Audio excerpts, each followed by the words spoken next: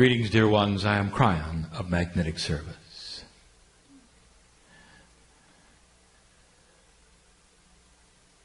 I deliver a message which is now known to my partner, but not completely.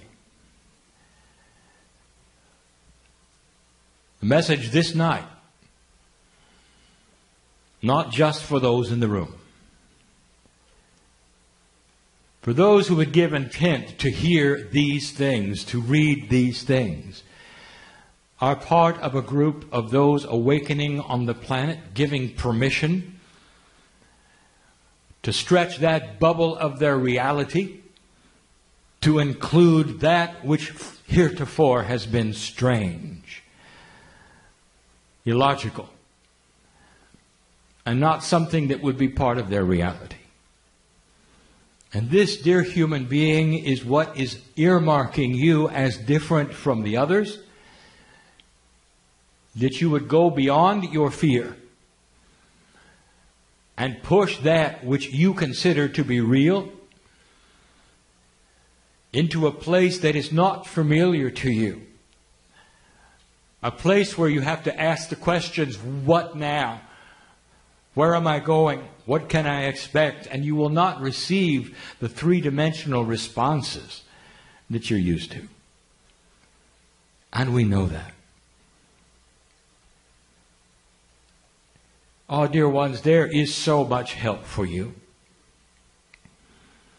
If we could give you the principles that we have given before of how these things work, you are not alone in these things. When you decide to do anything that is sacred and what you would call spiritual or what you would call work on yourself, there is an attribute which we have channeled about in this very area. You actually broadcast an energy of intent to the cellular portions of your body which are divine. And a signal is sent to them that activates an energy that you don't even know you have. But oh, if you believe you've got God inside, then you have to understand there is something in there that will respond to your intent to meet God. To meet God in a way that keeps you alive and well and peaceful on the earth. Free of disease. One who will have the energy you deserve for the age that you are. And it is absolute. This energy is going to be delivered to you.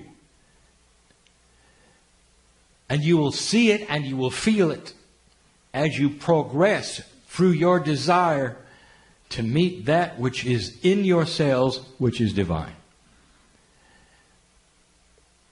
Difficult to explain to you something so invisible, so magnificent.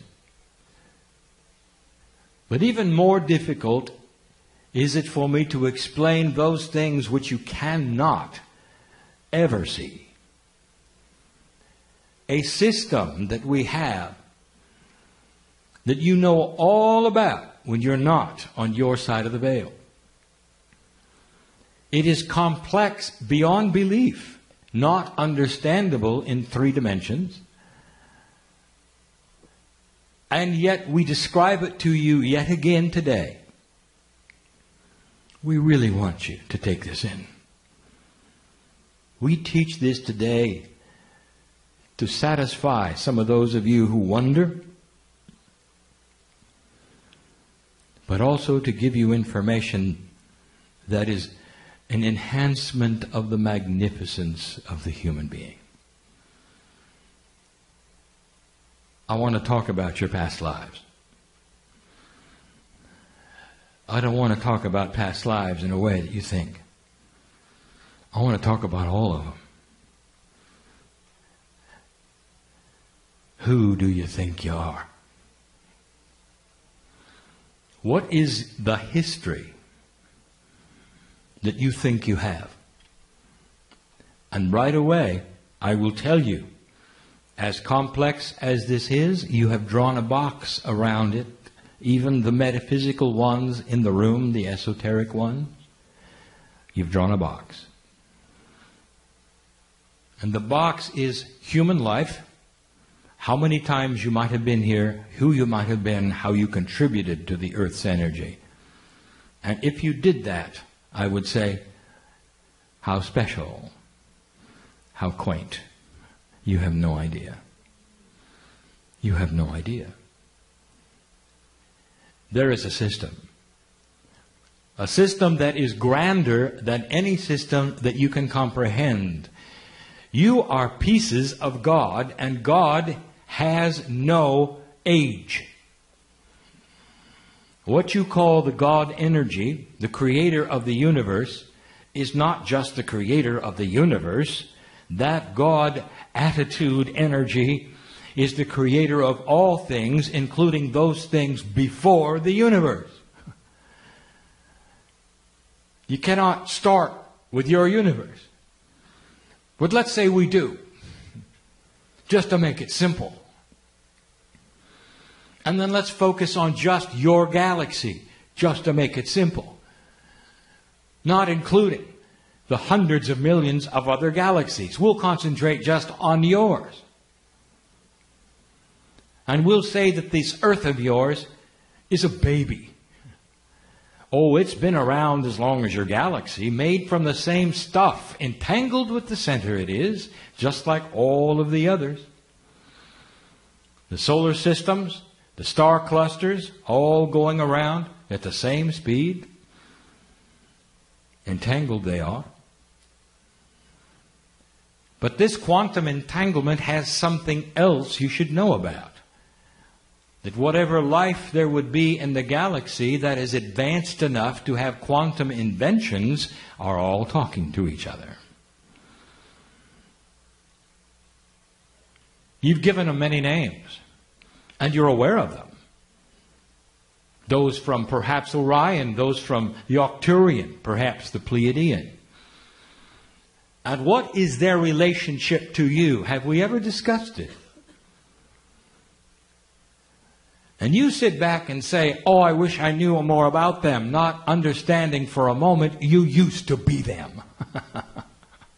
Oh, they're still around. But your soul has moved into the new planet of free choice, Earth. You were seeded by the Pleiadians only 200,000 years ago. You're a baby in the galaxy. You are the newest life form in the galaxy.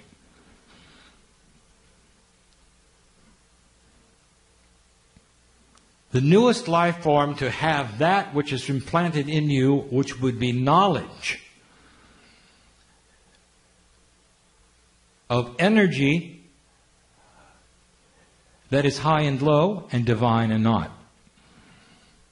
Not all life in this galaxy has that seed, dear ones. Some is simply biology. Very carefully, the Creator has put together a scenario of planets that advance one another. And this is the newest at the moment. We have said it 3 times before. Don't you find it odd that this Earth of yours took so long to develop? You've been here more than 4 billion years, and humanity as you know it, with the seeds that are in place of the Pleiadians, is only 200,000 years old. When you trace back what you think is humanity, you can't go back much more than 10 or 15,000. How many years did the Pleiadians have from the place where they graduated to an advanced state of enlightenment to the place where they seated you? 1 million Earth years. And they were the baby at the time. They don't measure it in years, by the way. You can't. For the year only responds to the terminology of you going around your sun one time. The galactic measurement is done in what they call revs, that is to say, revolutions of stars around the center. And since they go all at the same speed, it is a common measurement for every single star and cluster and planet in the universe that is your galaxy. It takes you 240 million years to go around the center. There are civilizations that have actually gone around one rev. And you sit here at 200,000 years. So what I want to tell you, dear ones, if you're going to talk about past lives, you have souls that incarnate wherever the planets need you to do so. And you have been here for at least a rev. On other places, other planets that come and go, looking much like you do now. Is there any proof to these things? Not yet. Not yet. There will come a time, and it's not going to become soon, when there will be an invention on this planet that you will measure civilization from. And everything before that invention will seem like the Dark Ages, and everything after it will be the new planet Earth. The invention that we speak of is that which enables you to create, sustain, and measure a quantum state. And it will begin with those who figure out how to see it. If you can see a quantum state, that is to say, measure it and somehow observe it in 3D, there is going to be revelation. For you will see things that are unseeable to you now, which will lead you then to inventions you cannot conceive of. Let us say Christopher Columbus gets out of his ship and meets you today in the room. And your task is to explain the internet to him. There will be no understanding, no matter how long you sat. Do you understand this? For the consciousness of him, his time, what he believes, and his reality can never mesh with what you know. There'll come a time when you will look at what you know today and consider it in the same way. For you have chosen to pass a barrier. And this barrier is what we always expected, that when I came in 22 years ago and told you this was it. It is what we saw as the potential. And the potential is being manifest.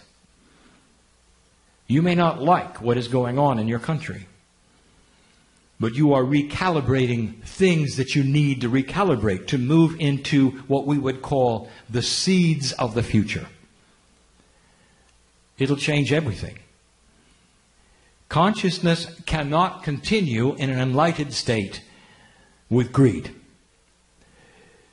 There are many things that will recalibrate themselves, and what you would expect naturally instead of have to create.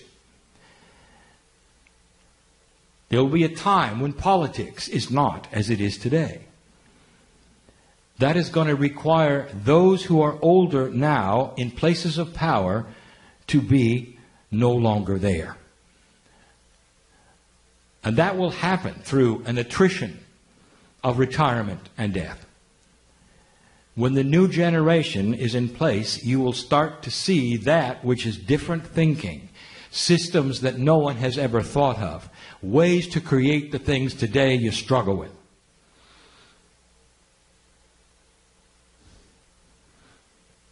How can you create and fund war and wellness at the same time? And the answer right now is you can't. And this will be a discovery that does not sit well with an old guard, but will with a new one, if you know what I mean. You sit here in front of me with 23 chromosomes. And you think, well, that's just the way it works. Well, it doesn't. For all the others around you have 24 that are not humans. Not only that, 2 of them have been fused against all common sense of evolution. Counterintuitive to anything you see in nature, you stand there as the only kind of mammal instead of a variety.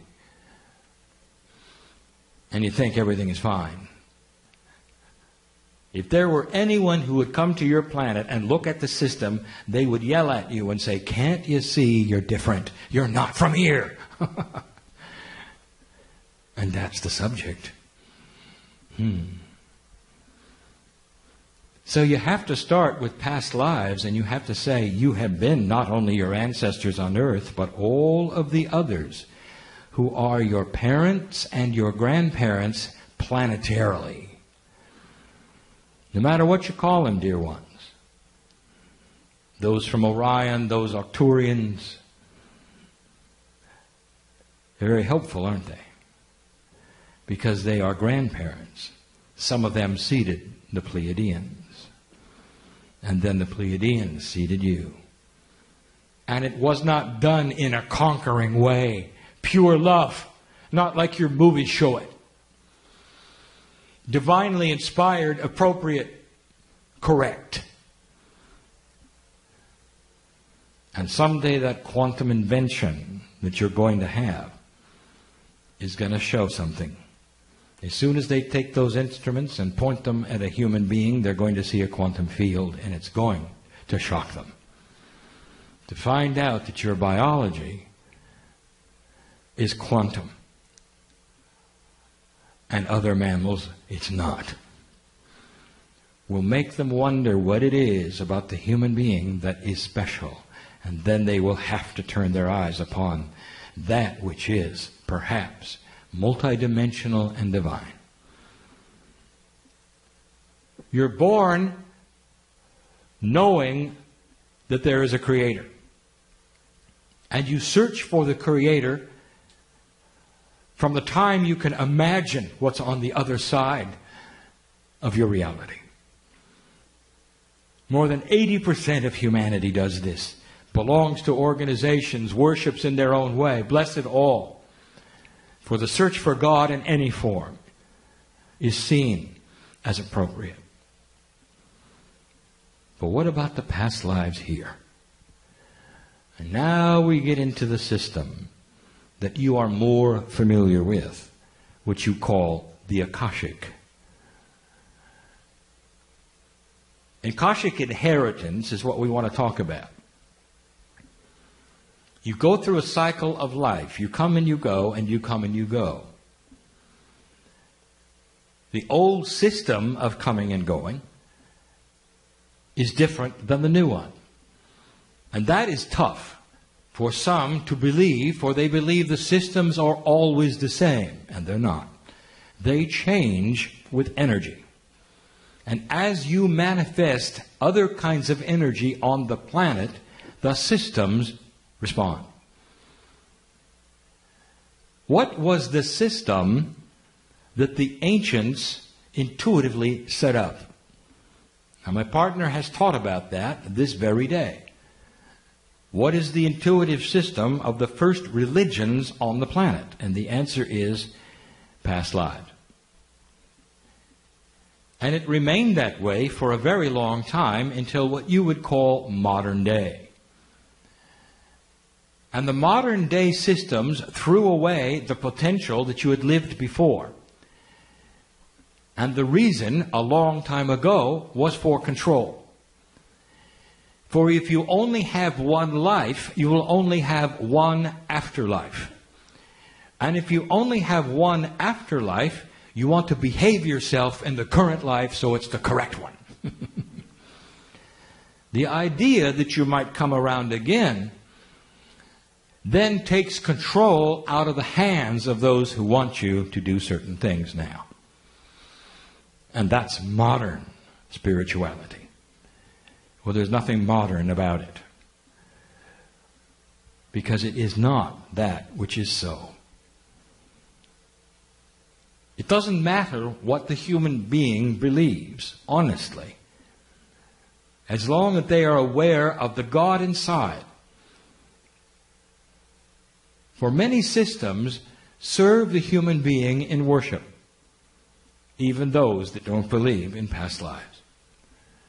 For there still is the love of God in every single life that is enhanced through that which is awareness, worship, meditation, energy, all seen by Spirit as a touch of you to the family, a step closer to understanding who you are.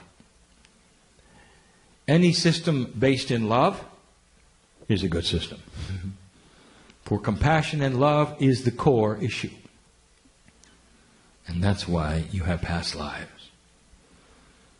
Every single lifetime that you live is collected and imprinted in two places. One is the crystalline grid of the planet, and the other one is in your Akash.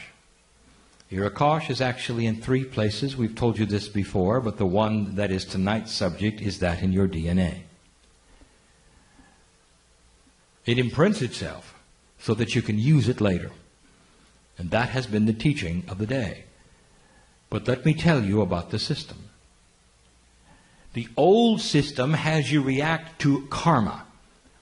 Karma is incomplete energy of an expression in the past. That is to say, you come in incomplete in a way that you have a life lesson to then correct or complete the things that were not complete the time before. And we told you this years ago, that that system can be now augmented, and you can throw away any energies of incompletion. For you now may manifest that not only which is your own Akashic remembrance and energy, but that is to come. Let me explain. You come into the planet and there is karma. You know how to remove it. For you now come in with a consciousness that says, I don't need it, and so you remove it. Instead of karma, there has to be something to drive what you do next. And what drives what you do next is that which we would call light, compassion, awareness. And you then control your life and the energies of your life to such an extent that relatives will claim you don't belong to their family. You change who you are. You're in charge of your own boat. You hold the rudder and you steer it where you want. That is today's energy. Let me tell you about tomorrow's energy, and we have mentioned this only one time before. Now we are telling you that not only are you driving your own boat this time around, but you can now give intent for what you wish to do the next time you come, while you're here this time. That has been reserved for you after you get to the other side of the veil, which is my side, looking at everything, all potentials, and coming back in. You now do it while you're here. Through your intent to see what must be done, you choose, shall I come back in the same family or not? Which is the next subject. What should I do that I could not do now because of who I am and where I am, and how will I change it? And you give intent. That's new. I would like to tell you something, dear ones. That is master quality. That's what the masters did. And you are doing it. You don't even know it. You're working on your self-worth and you have no idea how far you've come. All right. Let us reveal some things that you have not been told recently about the whole process of past lives. Now we turn the page and we deflect from the subject, but not really. We now wish to reveal to you something that has been asked us many times that we want now to tell you more clearly. Here is the question. Do animals have past lives? Do they reincarnate? Even more than that, what do they reincarnate to? I'll answer it, and many of you won't like it. Here's the answer. First of all, throw away your idea of the linear progression of animal incarnation if you happen to believe that it exists. A mouse does not become a dolphin. A dolphin does not then graduate to becoming human. You may look in a human being's eyes and say, I see dolphin energy in there, and it won't be because they were a dolphin. There's other things.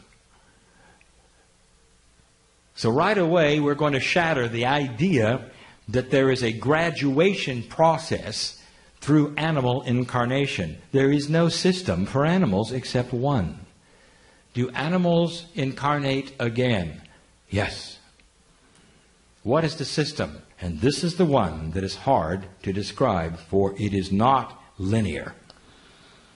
I will tell you the only animals that incarnate are the ones that are around humans. That's all. Animals in the forest, they don't. In the plains, they don't. In other words, they have to have been influenced by human consciousness. And that enhances them. They have no divinity in them like you do in yours. There is no test of their consciousness like there is yours. They have in their intelligence, as you all know, the concept of unconditional love. And that doesn't belong to you, does it? You have got to work for it. And they are there, therefore, for one purpose, if they're around you. Love. And if that is generated in an animal, it sets up a system. And that system can be then extended over and over and over, for they don't live long enough. There are those in this room who need to hear this. Those who are listening who need to hear this. Hearing, reading, need to hear this. There is a way to extend the love affair of your animal. After it goes and you put the dust in the earth, they want to come back. There's a system. Go look for them, and they'll be there. That's the system. It's beautiful. Don't expect to find the same color, the same breed, even the same kind of animal. But you can look in their eyes and you will see them because they hover around you. They're in the places around you. If you go look, you'll find them. And they will continue the love affair. And you'll know it in what they do and their habits. And there will be no question, it's the same one. Go do it. It's a beautiful system, but it is created for you.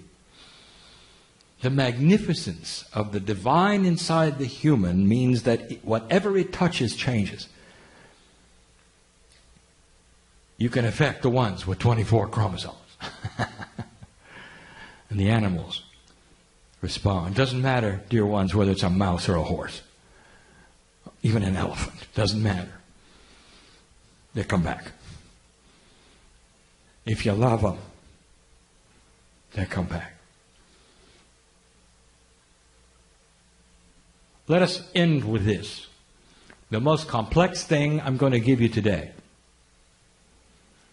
The beauty and complexity of Akashic inheritance takes two paths. Because you are linear thinkers, because you are in 3 dimensions, you have always allied Akashic inheritance to your chemistry. The man in the chair before you is 4th generation Irish. Goes all the way back to the seed country. And so there is the thought that his Akash, that is where he was in the past life, simply matches that which is his chemistry. And it doesn't. And it doesn't with yours either. Two complete separate paths exist. That is to say, the man before you in the chair, although he is fourth generation Irish and has Irish blood, might as well just have come from India the last time and hate meat and potatoes. And you'll say, wait a minute, how can that work? And that's the point, it does. So it doesn't matter about the lineage of your parents. That is totally chemistry. And the genes that are represented there are a three-dimensional system. You'll have their eye color, some of their attributes, even some of their talents and their looks. But you may not have anything else that has to do with them if your last lifetime was in India. And what if it was? Let's say it was. You're going to come into this planet, born in America, perhaps, let's say, of Irish descent, let's say, just as an example, and you're not going to want to eat meat. And so you will become vegan. And it works for your body. And those around you will wonder, what happened to you? And why would you do this? Now, there is a propensity for everyone to stand on their soapbox, so to speak, and say, this is the way to eat. Look at me. Not understanding that the statement should really be, this is the way I should eat, based upon my Akashic inheritance. And that's as far as you can take it. For all of you have a different inheritance. And when you start combining them, that means that every single chemistry of everyone in the chair wants to eat something different for them. And some will be just fine with everything that's put into your food in America. Because you've been here so long, your body is used to it. It's even handling the preservatives. And others of you will come in and immediately react because you've never experienced it. Now you'd say, wait a minute, that's chemistry. I told you it would be complex. The Akashic inheritance and the chemistry inheritance meld together in a very odd way and create a scenario that is not explainable in linear terms. Now I've just given you something to think about. But it starts to explain perhaps some of the things that don't make sense with you. How you can have certain attributes of your parents and yet others you have no idea. Well, we know. And a past life reader may help. Now you know. There is complexity. Now, let me stir in the last complexity. And this won't make any sense. You tend to incarnate as family. If that's so, how can you have family that is from different places? Well, now, I didn't really say that you were from different places. What I told you is you incarnate as family. It's not necessarily the family of chemistry. And here's what it means. Right now, in this room, family meets family. Maybe you haven't looked in everybody's eyes here. This is your family. Not your mother and dad, sister and brother, but you knew that, didn't you?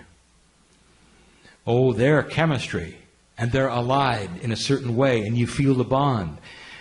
But that's not the spiritual bond. You incarnate as family, and it doesn't necessarily mean that you find each other right away. There's no timing. You made that up, that you all come in together. You don't.